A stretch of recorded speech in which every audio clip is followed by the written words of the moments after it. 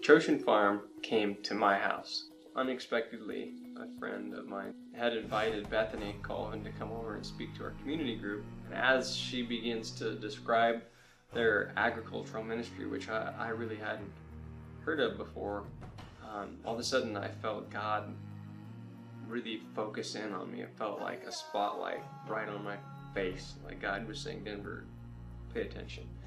After leaving, I just kind of dismissed it in the next week or two and thought, oh, I'm not a missionary, so that's great, but what does that have to do with me?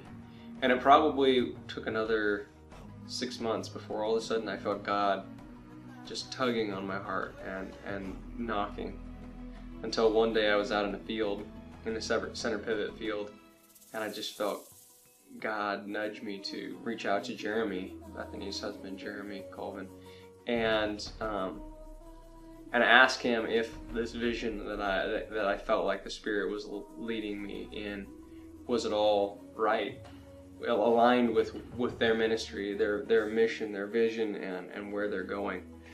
And after a series of long replies, there was a lot of confirmation that this was definitely aligned with their ministry. It stood out very early on, both in Jeremy and Bethany, that in order to make a difference, they felt they needed to commit to a place and a people. And over, I think it's been 12 years now or more, they've committed to living in one place, in the community, with people. And in my estimate, that's what's made the biggest difference. So Jeremy and I have discussed doing a number of different things while I'm there in Zambia.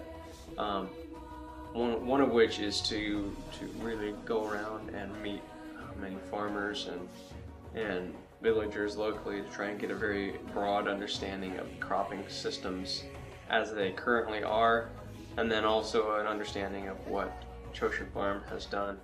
So what I hope to bring through my passion in eco-agriculture is cropping systems and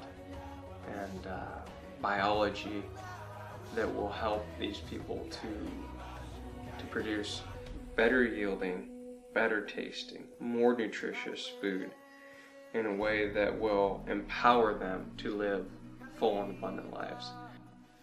We go to the store and we pull a box off the shelf and we take it home and we cook it and we eat it, and we don't reflect that was grown by someone, and that's how we got it. We bought it at the store, right? So in Africa, so many people are completely dependent on the fact that they're going to go pick and harvest something from the soil and eat it for their livelihood, for their very survival.